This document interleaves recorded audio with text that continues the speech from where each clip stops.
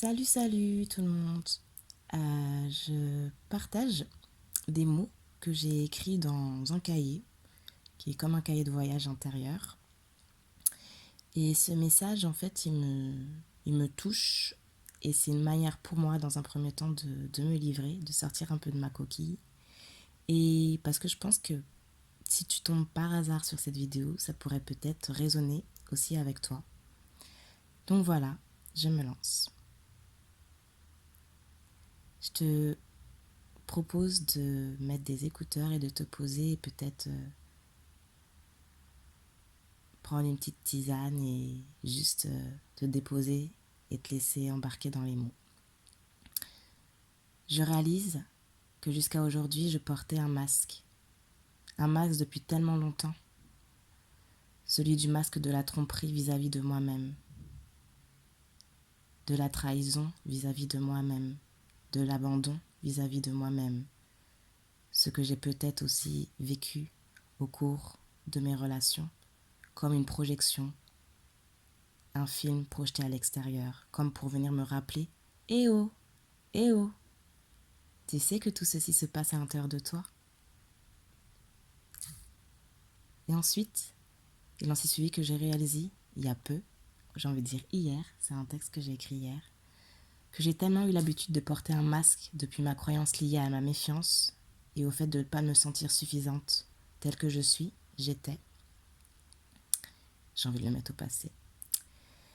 Et c'est ça qui va être comme arraché, je le souhaite. Je souhaite arracher ce masque, tous ces masques que j'ai entreposés sur moi, sur les autres sans doute aussi, pour ne pas qu'on voie le cœur du cœur de qui j'étais et pour ne pas me voir au cœur de qui j'étais.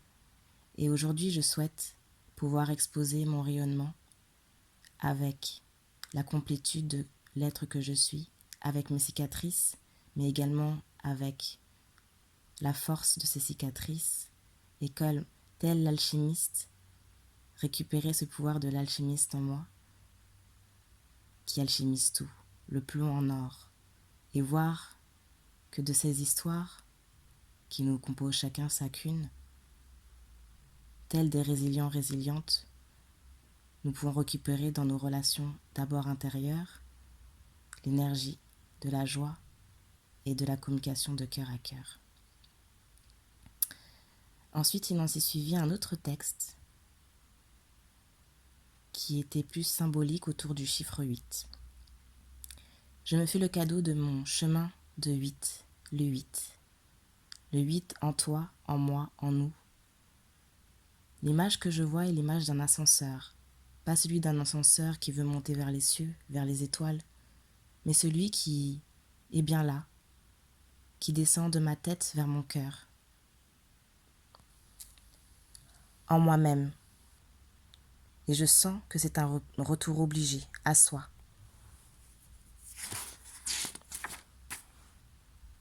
Pour ensuite devenir ce 8 allongé, pour entrer dans ce symbole de mon infini, de l'infini, de mes potentialités, dans mon 8 horizontal et à la fois vertical, en moi. Ne plus cesser de me fuir et vivre la rencontre du soi aimé, du soi complet, du soi réuni en moi-même. Toujours encore, j'entends retour à toi, retour à toi. La flamme au cœur pour ce retour à tes jumelles intérieures, celle de tes deux yeux intérieurs. Résonne avec ta confiance intérieure. Processus alchimique de l'élément feu, révélateur de ta maison intérieure. Intérieur, intérieur. Entends-tu cela? Si tous ces concepts de flammes jumelles qui parcourent le net étaient là pour te rapproprier, t'aider à te réapproprier ce terme et voir, in fine, que tu es ta propre flamme. L'image que j'ai en mon cœur est celle d'un couple intérieur, en moi, situé dans mon cœur. Je vois deux hommes, je vois plutôt le symbole d'une femme et d'un homme qui serait dans mon cœur, mais qui serait qu'une part de moi. Et le mot androgyne vient se poser, car il fusionne Mais cette fusion a bien lieu à l'intérieur de moi, dans mon cœur. Et c'est moi. C'est des essences de moi. C'est toutes ces parts que j'ai cherchées à l'extérieur de moi. Je suis ma propre femme, telle la bougie, tel le feu rayonnant. Et l'image que je vois, c'est qu'une fois ce couple réuni dans mon cœur, je vois au-dessus qu'il porte haut, tel Simba, j'ai l'image de Simba, qu'il présente, je peux présenter comme mon enfant intérieur. Et l'image que j'ai, c'est 1 plus 1 égale 3. Oui, le 3. Le principe créateur, le principe de vie en chacun de nous, pour se redresser en soi-même et ouvrir un nouvel élan collectif, peut-être celui de notre inconscient, d'abord à nous, mais celui de l'inconscient collectif également, pour une nouvelle façon de communiquer avec nous-mêmes, avec soi, et donc relationner dans notre couple extérieur, peut-être aussi, mais avant tout avec notre couple intérieur. Car on est avant tout notre propre couple.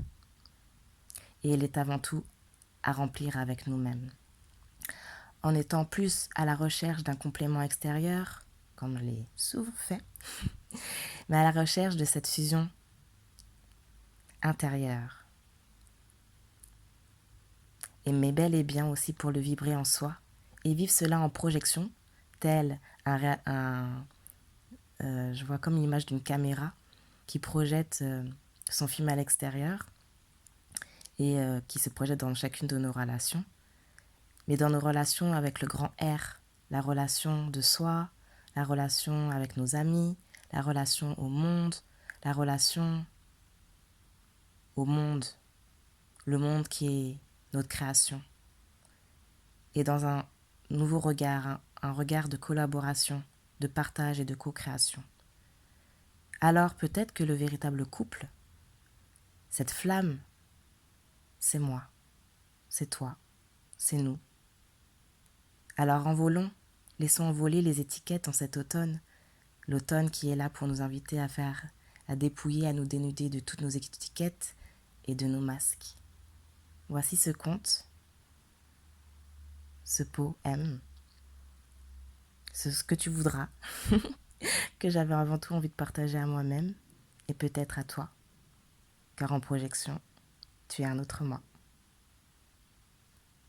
Bisous!